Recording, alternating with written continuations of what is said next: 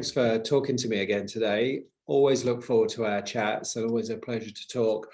Since we last spoke, there just seems to have been so much going on, not just with COVID-19, but particularly in the US with the presidential election. We seem to have got to an interesting point where at least the current administration is talking about how the transition might work. We still have some denial in the White House, if you like, and potential legal actions. But just putting that to one side, we both looked at Biden's strategy with respect to manufacturing. Tell me what your initial thoughts are. Tell me how you feel as someone very focused on the manufacturing field when you look forward to 2021 and a Biden-Harris presidency. Phil, always a pleasure to be here, always a pleasure to discuss these issues. And the initial manufacturing is especially important. I feel for me, first of all, on the transition and how we look forward in terms of policies. I think right now there is essentially absolutely no doubt that we're moving towards a transition to a Harris-Biden presidency, and we'll see what that brings. For me, the biggest lesson at this point is the following, is that what we have seen over the past 4 or 5 years, and we're seeing it confirmed today, Phil, is the renewed importance of manufacturing. I'm saying this because if I roll back the clock to, say, 2013, 2014, it was a bit a point of discussion and contention. I was at GE at the time, and we were strongly focused on the importance of manufacturing. But you had a lot of economists like myself who took a very classic orthodox and a bit theoretical position, which was to say the fixation on manufacturing is a fetish. There's no reason. The only thing you have to do is look at the number of jobs, and it's normal for countries like the US and Germany and Japan to gradually move towards a greater and greater share of services and less manufacturing. And I think, Phil, what we've seen over the last several years is increased recognition that manufacturing is important for many reasons. One is its ability to create jobs, good jobs at various points in the skill distribution.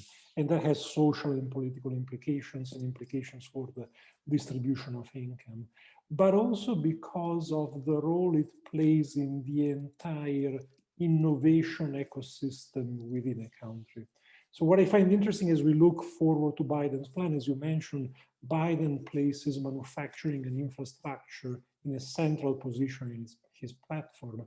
And I think this validates and confirms what we have seen over the last several years, the importance of the rediscovery of the importance of manufacturing. It's here to stay. It will be a defining factor for the next several years. Yeah, I know, I absolutely agree. And we did the What's the Scoop article last month on what manufacturers were hoping to see from the various different candidates. It was very much the importance of choosing which manufacturing industries to focus on, how to focus on bringing back the right kind of manufacturing, a little bit of be careful what you wish for in terms of bringing jobs back. We don't want to build China in North America. So there was an element of that. But one of the other key areas that came through from CEOs was this requirement to have really strong infrastructure policy and to have infrastructure that was good for manufacturing. For them, a lot of that meant high-speed internet, reliable connectivity, reliable energy, those kinds of things. What do you think are the key elements to an infrastructure plan? I think, first of all, the emphasis on infrastructure is not surprising, and it starts from a very basic need, which is to repair and upgrade the traditional infrastructure in the country. When we think about infrastructure, I tend to think like you about high-speed internet, about energy. But in the US, for a quite a few years now, the American Society of Civil Engineers have issued a very critical report on the state of US infrastructure. I think the latest report, I think, came out in 2017. It comes out about every 4 years. And it gave US infrastructure a grade of D+, which is not very impressive. And it was the same grade as it got in 2013. I think the way they define it is infrastructure, and here I quote, in poor to fair condition and mostly below standard, with many elements approaching the end of their service life. So we're talking about basic infrastructure which has aged considerably and therefore imposes a cost, as you've pointed out, in terms of unreliable distribution of supply of electricity, in terms of delays in transportation of goods, delays in commuting. So it has a very real cost. So in my mind, this is the first hurdle that has to be addressed in a smart and well-targeted infrastructure investment program. The second part is what you refer to, Phil, which is the need to extend and improve the digital infrastructure, starting with high-speed network, which now doesn't reach, I think about 20 million Americans are still cut off from high-speed internet. And that becomes even more crucial when you think of giving an impulse, accelerating the development of Industry 4.0, digital twins, all technologies that are based on broadband. And the third and last pillar that I would say, Phil, is needed for an infrastructure investment program is to start laying the ground for a new generation of intelligent infrastructure, which is really where you start merging, much like in Industry 4.0, we talked about bringing digital technologies and artificial intelligence into the industrial infrastructure. Here we need to start bringing digital technologies into the power infrastructure, the road network. And it's something that it's going to take some time, but I think an infrastructure strategy for the next 4 years should start to build it in. Yeah, and it's that vision of the smart city, smart connected environment of the future that they need to start laying the foundations for now. When you look at infrastructure as part of stimulus, that's certainly something China did very well during the global financial crisis, and they certainly used that investment to continue to keep people employed and continue their growth through that. Do you see that as a really good way to spend those stimulus dollars? I think it's an excellent way to spend stimulus dollars. Now, we have to be careful because infrastructure covers a wide range of issues. You can have good investment infrastructure, and you can have bridges to nowhere, which are also infrastructure investments. So the quality matters. But I think infrastructure is really the kind of investment that pays off twice. It pays off in the immediate term because you put people to work and you generate production. And it pays off over the longer term because it generates a higher productivity, faster economic growth, and even more jobs. And here, when you look at Biden's economic plan, for example, he focuses, his mantra for infrastructure and a lot of the other pillars of the economic program is to create good union jobs. And I would say, creating jobs is important.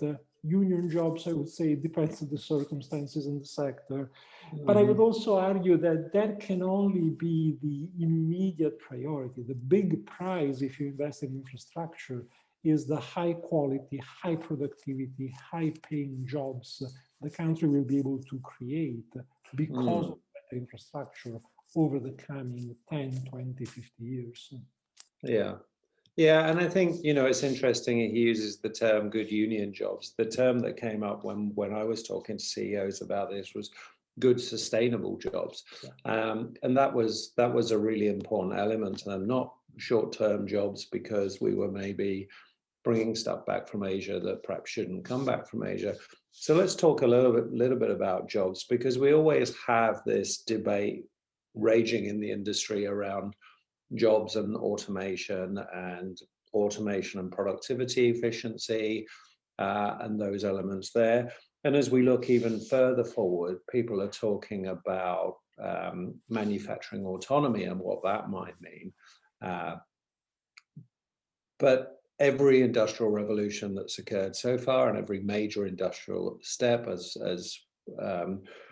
resulted in more economic growth and more jobs, both in the manufacturing industry and related to the manufacturing industry. How do you see that balance between automation and jobs, and how do you ensure, perhaps as a nation, but also as an industry, that we're getting it right in terms of the relationship between man and machine?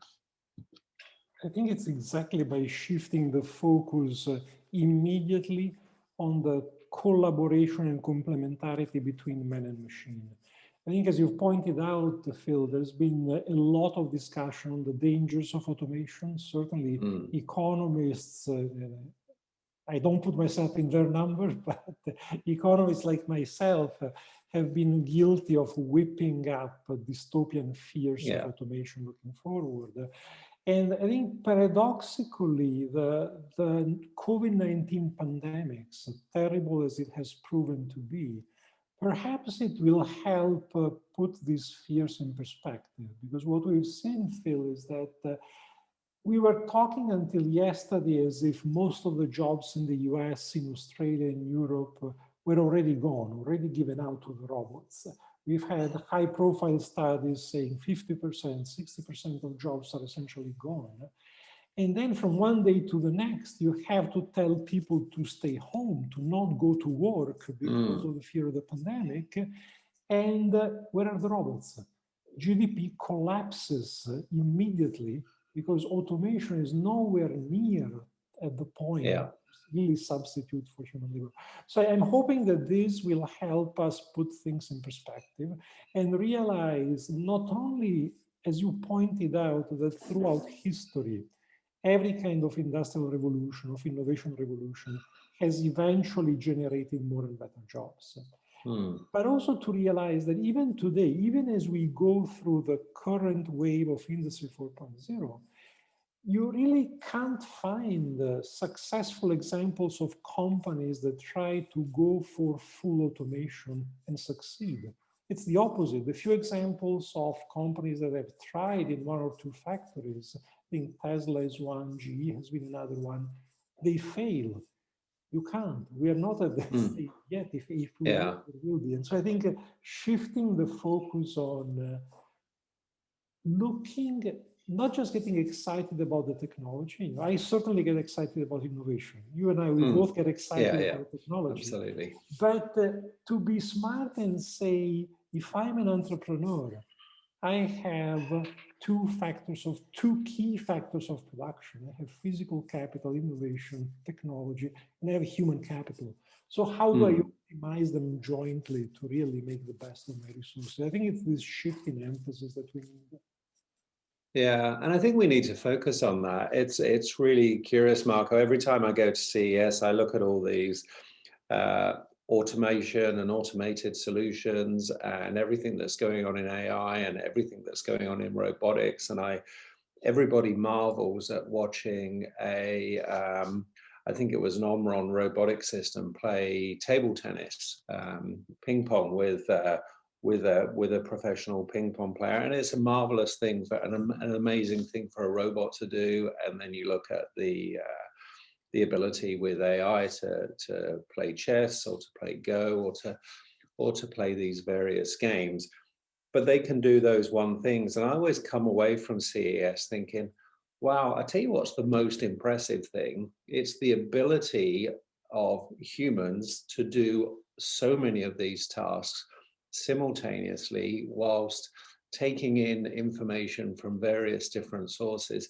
I come away always thinking that we're working so hard just to mimic a tiny part of what the human brain is capable of. So I'm always blown away by how impressive we are. And it always leads me to this conclusion that rather than pure automation or pure autonomy, we need to be thinking about an augmented future, augmented manufacturing, augmenting us by allowing us to make better decisions, perhaps protecting us from complexity because there's so much data out there in the world at the moment, but also to do those simple heavy lifting jobs or those dirty jobs or those dangerous jobs that are just physically not suitable for us. So I think looking to an augmented future rather than a fully autonomous or a fully automated future makes a lot of sense. And if you look at the opportunities that gives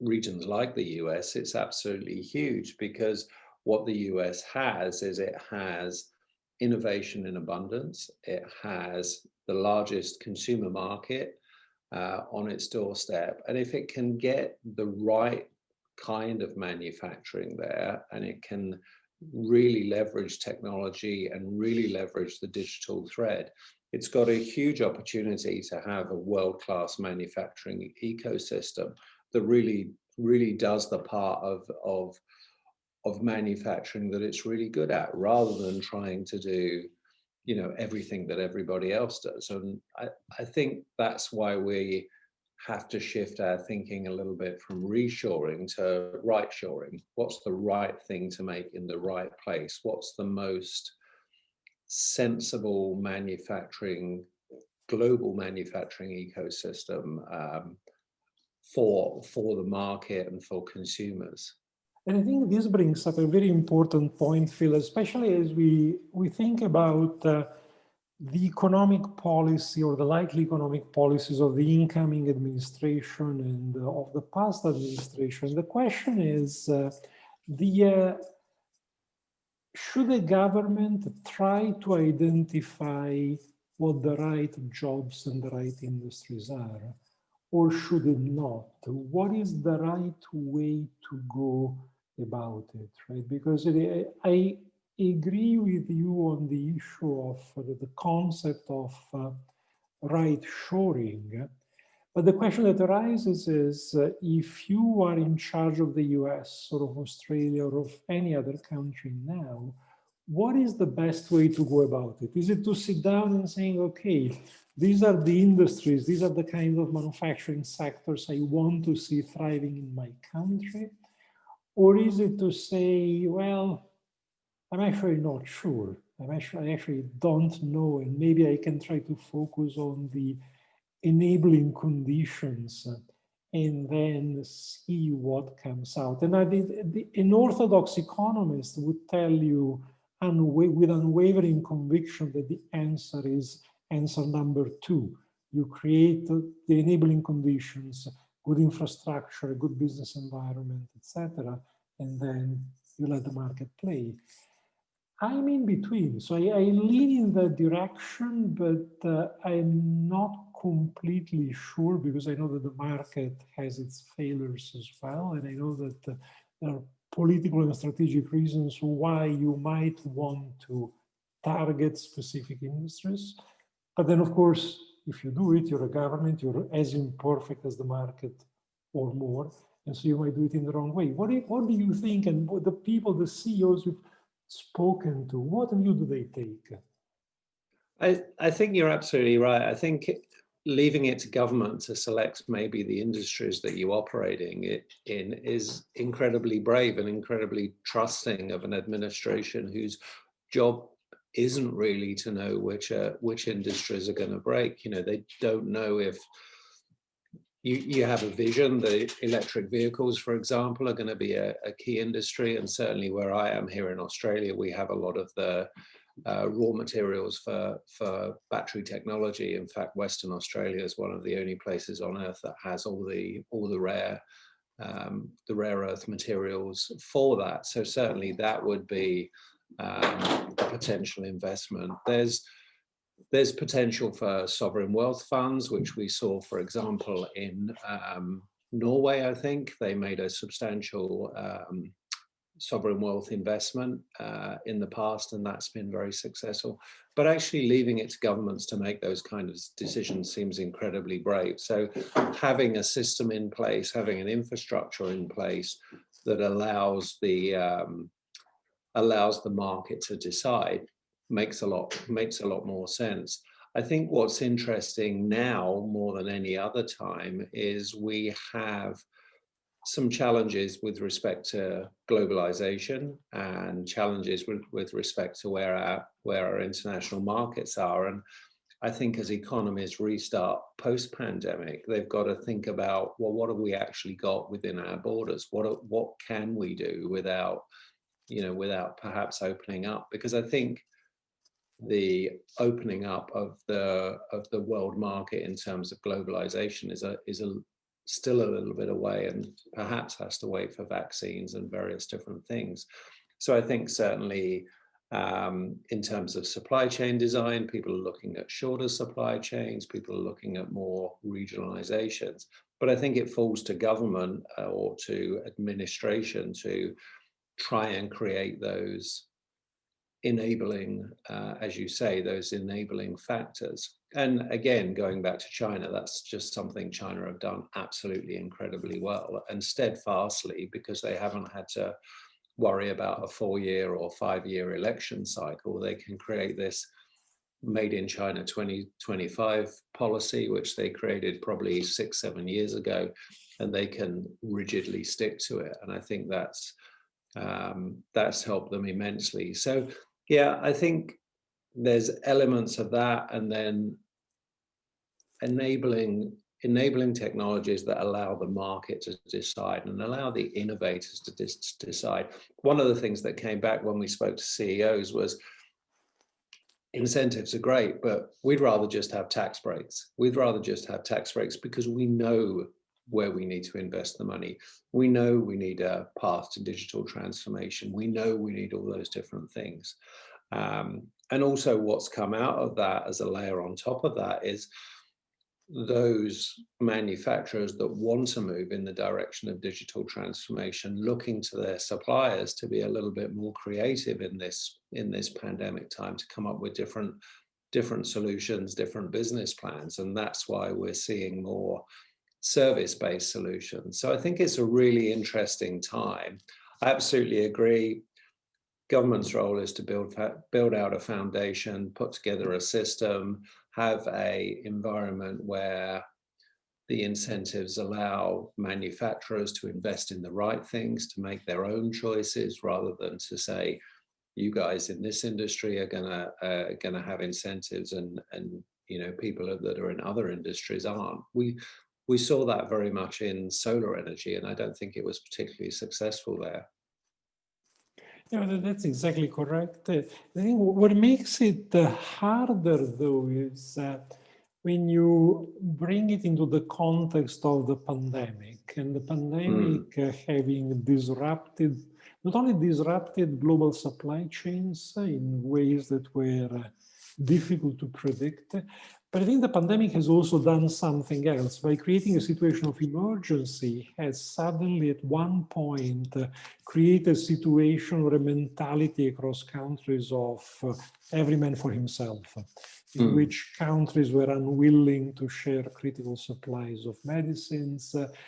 And it has, I think, in that way, exacerbated international tensions and brought back to the fore the question of, as a country, should you identify some industries or some production lines as strategic to the extent that you want to have them within your borders, and you can't take the risk of them being disrupted or cut off for any reason. And again, it's when you look at it from a pure economic theory standpoint, you would say it's nonsense. It's a little bit like in the context of Industry 4.0, when you have countries insisting that data be warehoused within their own borders, and worried this is going to end up creating a balkanization, a breaking up of the internet structure.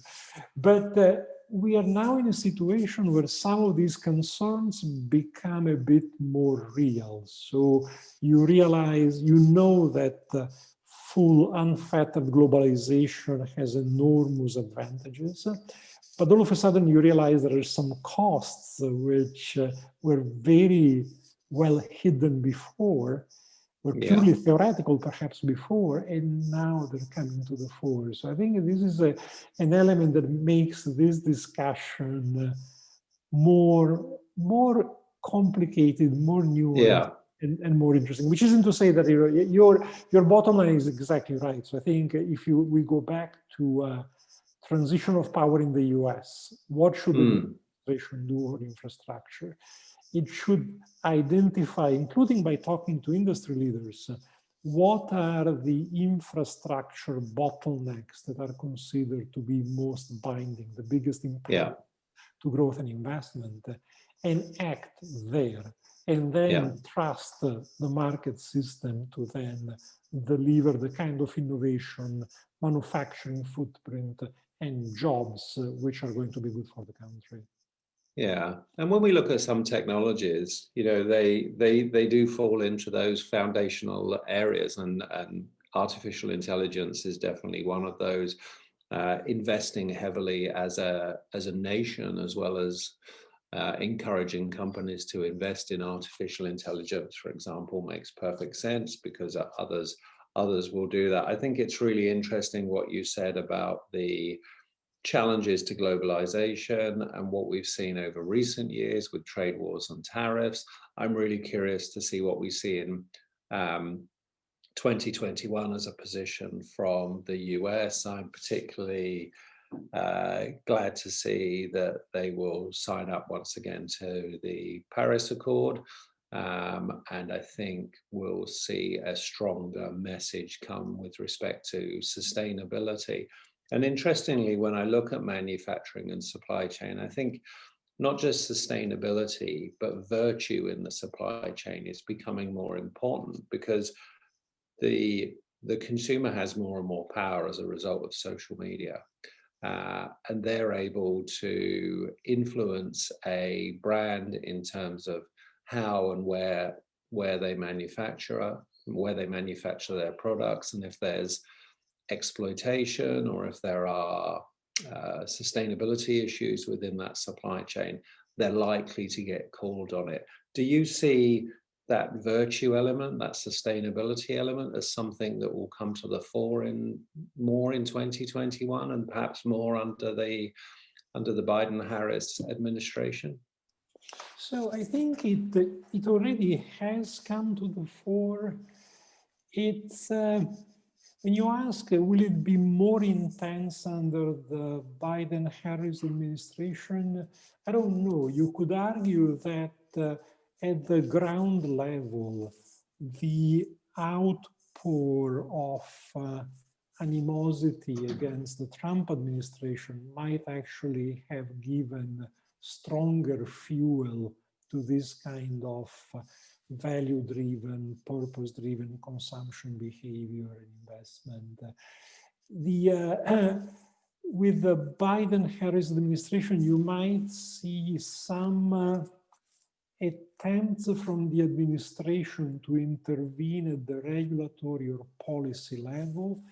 Frankly, that worries me, because again, my bias is that if you have a government trying to favor or disfavor in various ways industries that behave unethically in whatever way defined, I think we go onto a very, very slippery slope. So there I'm very much in favor of governments identifying externalities like pollution and then setting taxes or incentives to correct the externality and get the pricing right. But when you talk about should we have restrictions and possibly even credit restrictions on sectors that we think are somehow unethical, I think it's a slippery slope. I think then what you really need to have, Phil, is an enormous, a gigantic amount of transparency that helps not just policymakers, but also individual consumers to think about what the values really are and how best to promote them. Because in most cases, the desire to reward companies for behaving ethically across their supply chains is well-meaning, it's along the right lines, more often than not, I think it also works in the right direction, but it can also miss some pieces of the picture. I'll give you a very simple example. I grew up working on developing markets in International Monetary Fund. So I've done a lot of work on developing countries. And you can get very incensed and get very upset about the issue of, for example, child labor in some emerging markets. And I think correctly so, as long as you recognize that if you get upset because company X employs children somewhere, you also have to ask yourself, what is the alternative scenario for those children? Is it going to school or is it starving? And if the alternative is starving, how do you address that? So I think the long way, Phil, of saying that I believe, as I think you do, that the emphasis on values, both from a consumption perspective, but also from a financial investment perspective, from the way in which companies guide their strategies, I think the emphasis will become stronger and stronger. Yeah. I think this is a long-term trend. It will become more and more important. It will become something that companies at all levels need to take more and more seriously. Yeah. I would add that for this to really have the greatest positive impact possible, it will need to be accompanied by greater information, greater transparency, and an improvement in the debate at all levels on how we think about what this is and what we're trying to achieve.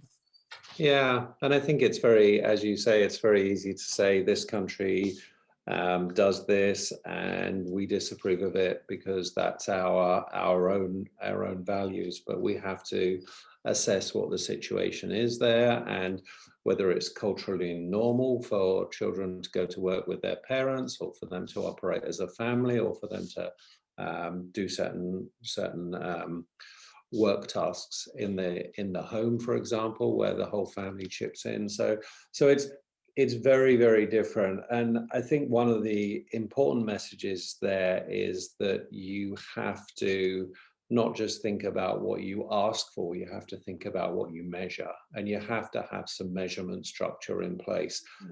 You always get what you measure. Interrupt you, but what you measure, but also what you're willing to pay for it, right? Because what you incentivize. For example, it's not so much an issue of culture, but some countries are poor. In some countries, a number of families are too poor to send their children to school. And if the children don't participate in the work, they don't help the family by working, they will starve. Now, that's horrible. And but the solution then needs to be, if you really care about it, has to be for you to say, okay, how do we as richer societies chip in and give them the money, provide them with the resources so that they can go to school rather than working. Yeah.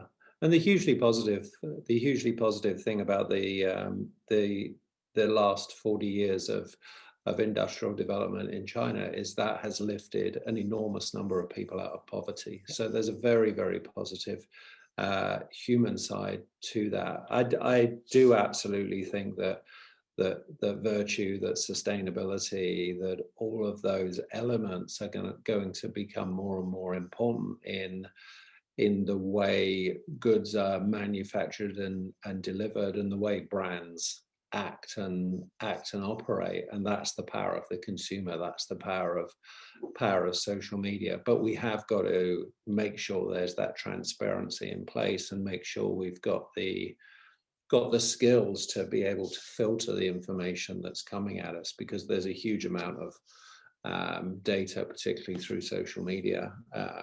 And some of it's solid and supported by real numbers, and some of it's opinion supported by other people's opinion, and not based necessarily in reality. So I think there's an element there.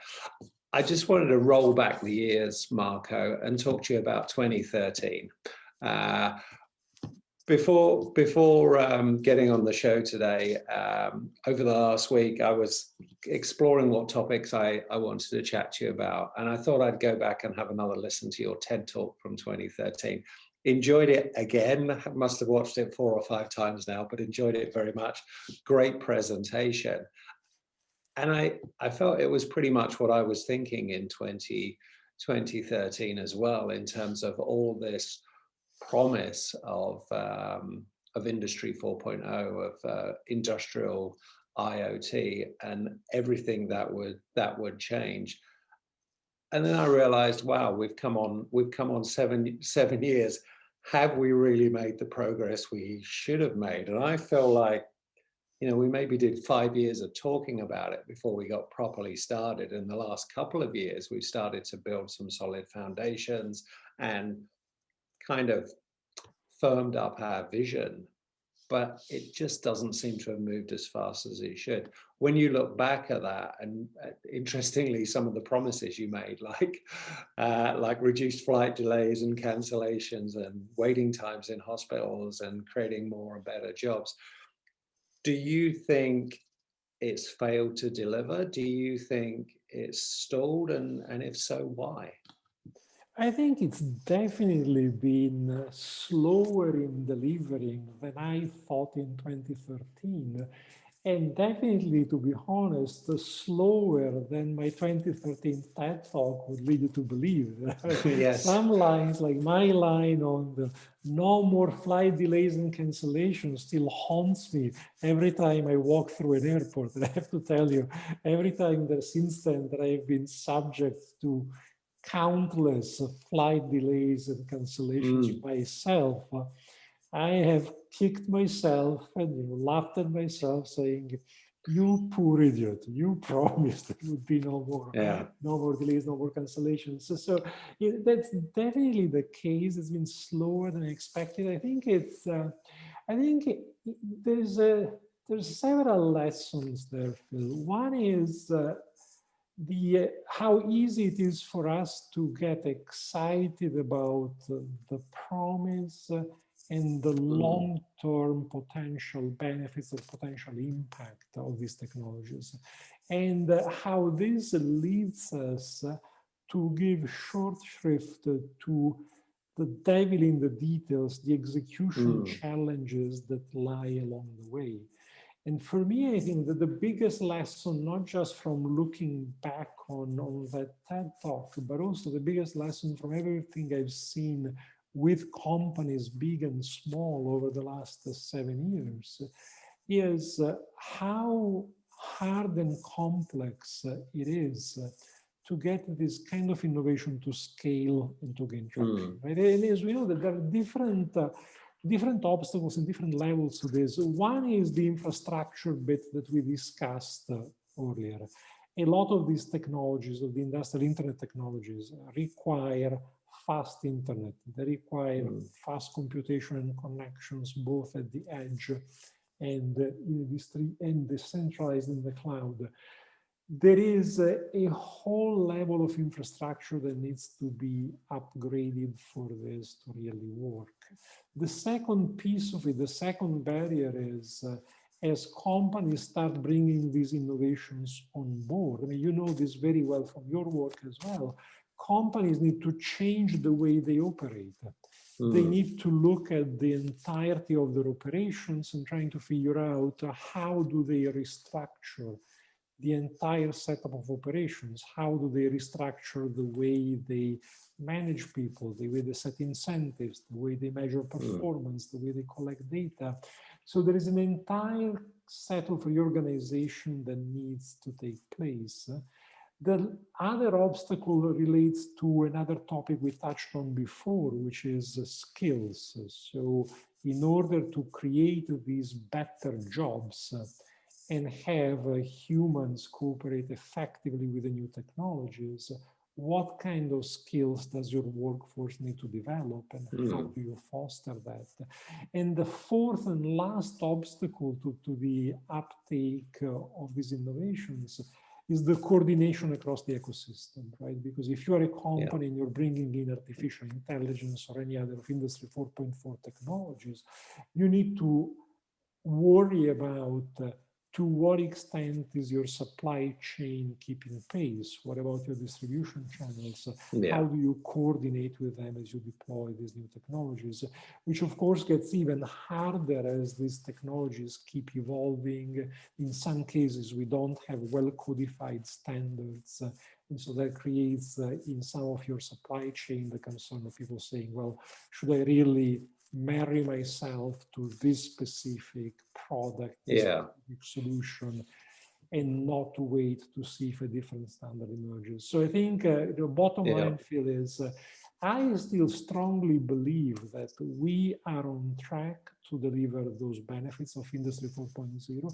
I think we're at the micro level, we're already seeing the proof points. So we're definitely on that track. But I think we're finding out how hard it is to actually do it. It takes longer and it takes more work than we thought.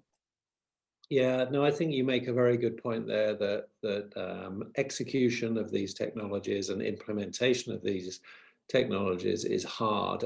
When I look at it myself and I look at the various stages I've gone through, and I've gone through in discussions with clients and with CEOs and with innovators in the industry, there have been a few different stages. I think the first stage, there was quite a lot of confusion.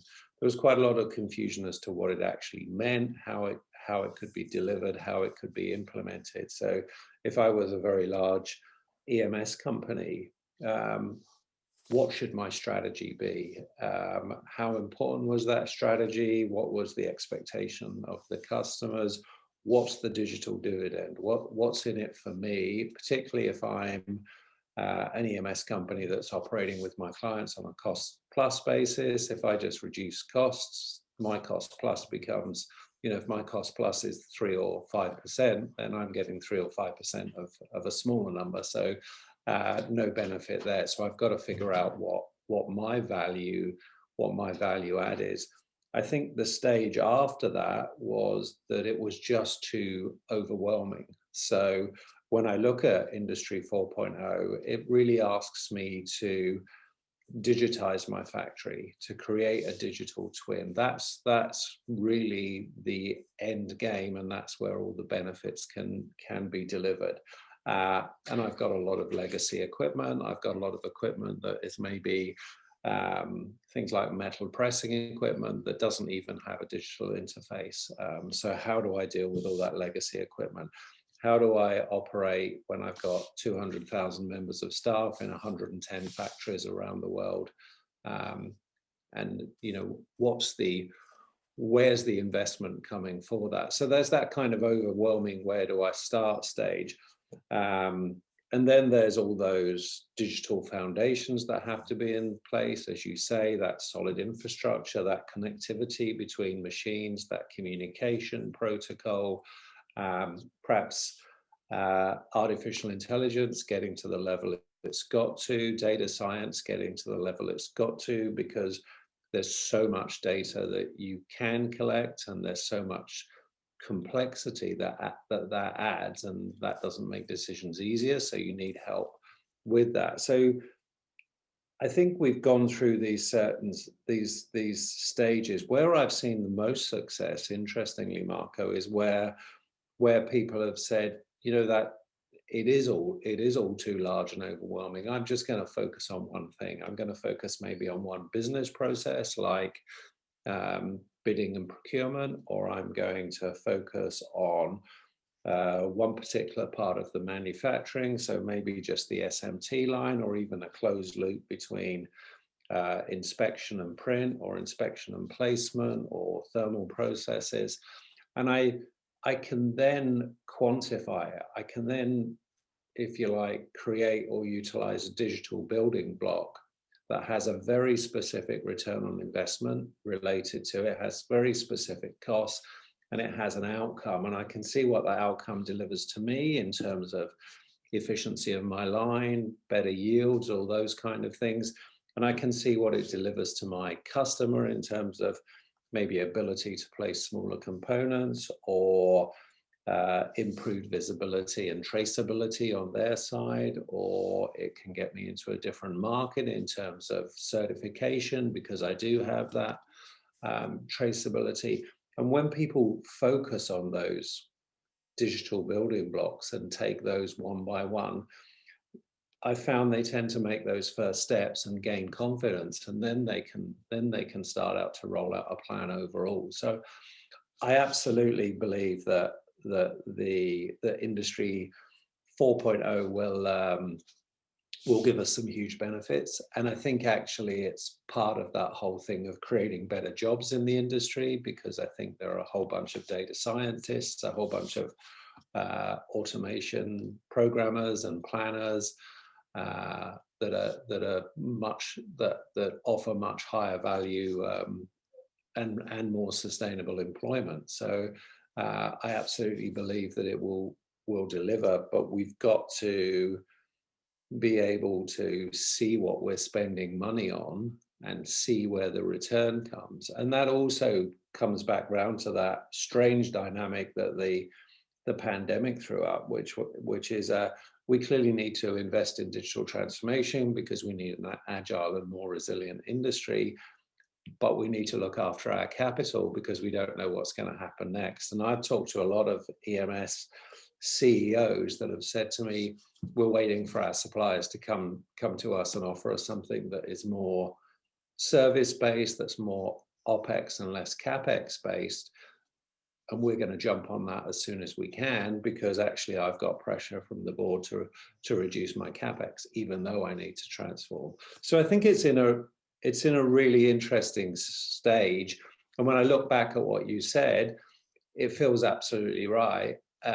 If you'd said that, if that was in 2017, maybe it would have felt like the right kind of timing. It would have felt like we'd move forward at the pace that we perhaps both expected at the time. But I understand why it's stalled. I understand why it takes time. And it's also the case that if we had waited for 2017 to share aspirational messages like that one, we never would have gotten started, because you're absolutely right. Back in 2013, there was an enormous amount of skepticism within companies. I remember it within GE, which was where people were raised on the idea of the excellence of the physical products. So skepticism on the idea of the digital side, skepticism on the part of a number of companies thinking, well, really, is these new technologies really going to be a game changer?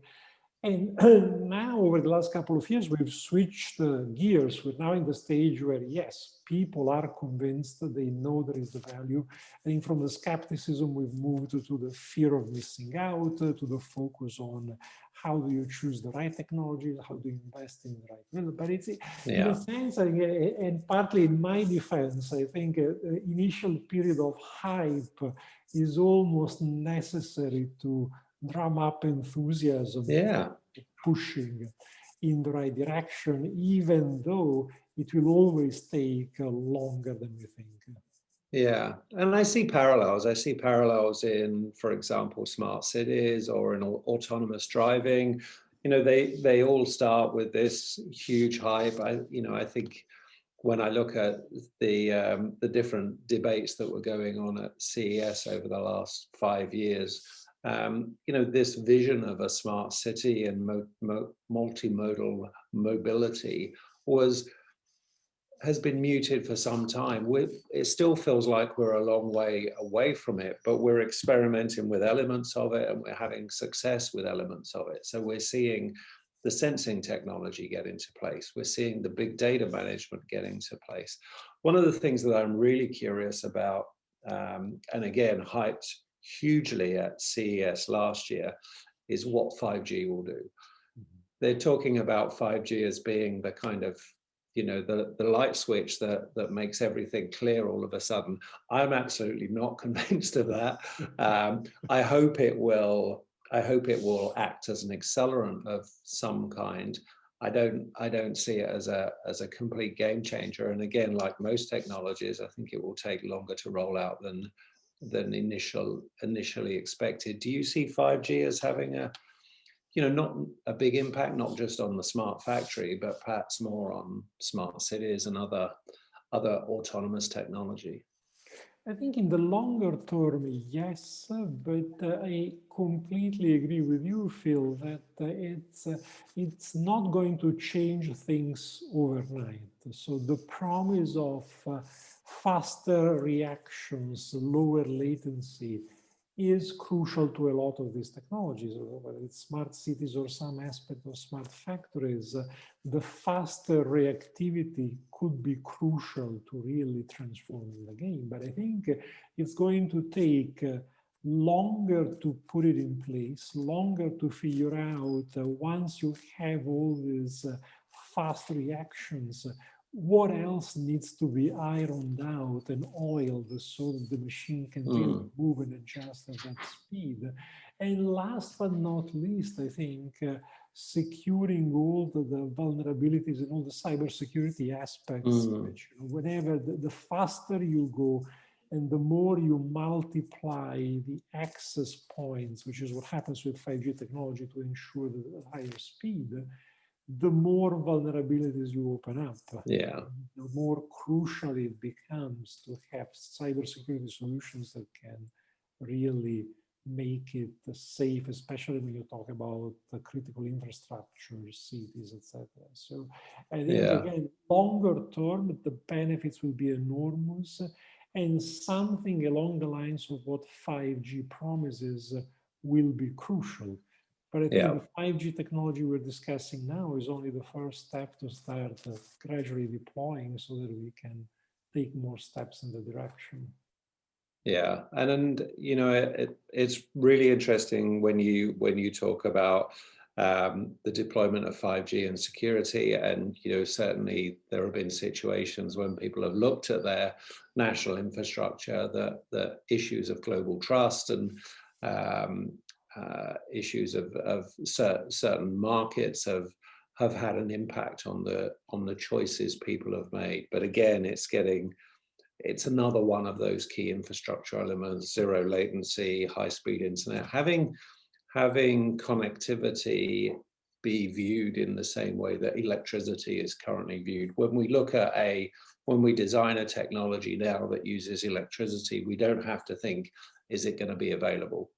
We just naturally assume it's going to be available, and we prep the product to have 110 and 240 volt or 220 volt applications.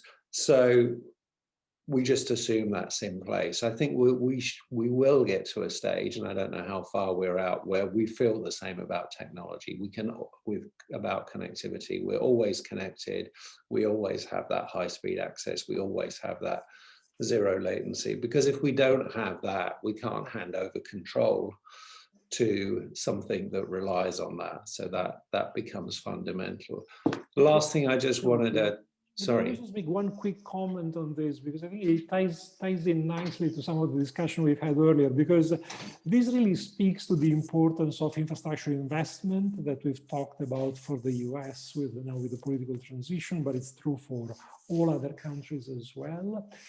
And it is crucial, but we've also talked about the slow pace of implementation. So we're saying it's going to take time for these technologies, whether it's 5G or other Industry 4.0 technologies, to transform the entire industry, the entire economy. However, we should also remember that perhaps exactly because of this, if you are an industry leader, it's that much more important for you. So the fact that it's going to take longer for these technologies to transform the entire economic system also paradoxically means that for you as an individual company, if you can jump ahead of the process, the benefits in terms of greater efficiency, productivity, market share, profitability, the benefits for the winner, for those who innovate successfully faster than the others, are huge in this transition phase. Paradoxically, once we are at fruition, once Industry 4.0 and 5G and everything is ironed out, those benefits of incremental innovation might be smaller. Today, they're huge. Yeah, and you've segued perfectly into my last point, which is exactly that: innovation. The pandemic has shown us as always, the necessity is the mother of invention, and this has been the mother of all crisis. So people have been really creative. We've seen creativity in terms of technical solutions. We've seen creativity in terms of business solutions. You know, just in, for example, the hospitality industry here, we had 100 days of lockdown. Most of the restaurants created these at-home meals. They did a box delivery service. One of the restaurateurs here actually created a competitive distribution channel for the high-end restaurants, which was very, very successful. You'd order by 4 o'clock, and when you woke up in the morning, there was a cardboard box outside your door with very specific instructions, online videos of how to cook the partially prepared meals and stuff. So people have been super creative. And I'm wondering if that's going to roll forward. Do we see the 20s as being another roaring 20s, another decade of great innovation and growth as a result of coming out of this very challenging and difficult time? I think, and I hope the answer is yes, for all the reasons you mentioned, Phil, which is necessity is the mother of invention. We've seen lots of these examples of people trying to figure out, how do I innovate to get around the challenge and the constraints of this pandemic? But also, I think, because this pandemic has been a reality check on all those, myself included, who are very enthusiastic about innovation. Because, you know, we mentioned earlier, you have to stop people from going to work, production and GDP collapse because the robots are nowhere to be seen.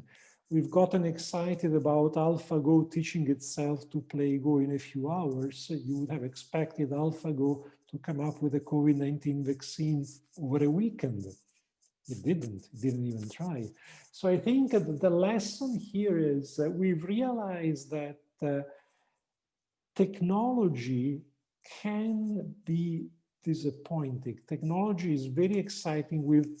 Innovation has been doing wonders, but we are so far away from the point where a shock, which is actually not a black swan, it's something we've seen before again and again, can be met and overcome easily thanks to it cannot. We've been hit by a pandemic of like the kind we've seen before, and the best medical advice has been the same as in the plague of the 13th century. So stay home, stay home, wear a mask when possible, don't go out, wash your hands. So I don't want to be overly critical, but I think this is going to be an interesting reality check for everybody, from the medical community to companies, to say, okay, how do I innovate smarter? How do I focus my innovation dollars in a way that can really give me the biggest advantage, the biggest bang for the buck? So I think it will create both a stronger incentive to innovate, because we're going to come out of this pandemic poorer as countries, with higher unemployment, with a massive incentive to increase productivity, efficiency, and also because it will have sharpened our sense of what is just hype and what is innovation that actually works, and how to choose investment in innovation, in the innovations that really can make a difference. And also, finally, Phil, giving us a better understanding of the execution difficulties of, okay, now we know in a situation where we've been under pressure, like in this pandemic, that yes, it's great to be able to find a solution, but you also need to bring it to market. You also need to think through everything that needs to happen so that the meals can be delivered, so that the vaccine can be produced and deployed at scale, so that better information can be distributed. So I think it will make us, I think to your point, the 2020s, I think, will be another decade of faster and better innovation. But I think it's partly because we will do it in a smarter way, because now we know innovation is actually kind of a necessity and not just an exciting luxury. Yeah, no, you're absolutely right. It is a necessity. And like you say, I think we've learned this year that innovation is one thing, but implementation is quite another, and implementation is difficult. And we're not just seeing that with the vaccine, the rollout of test procedures, for example. I'm surprised that by now we don't have, you know, a home test that can give you a result in, you know, 20-30 minutes, and because that would be hugely helpful. You know, actually identifying cases, contact tracing, those kind of things are areas where technology can add a huge amount of value, and it's been slow to achieve that. So I think it's fascinating to see what happens next. Exciting times ahead. 2021 looks like a really interesting year. New administration in the US, new world order to a certain extent as we come out of this crisis, and we see the timing as different countries move through this crisis and get their population vaccinated, and we see how international travel returns, how trade shows and such forth return. But I think there's certainly going to be lots for us to talk about over the coming months, Marco. Absolutely. In the meantime, absolutely. In the meantime, thank you so much for your time. Always a pleasure to chat, and I look forward to chatting again very soon. Thank you. Likewise, thank you.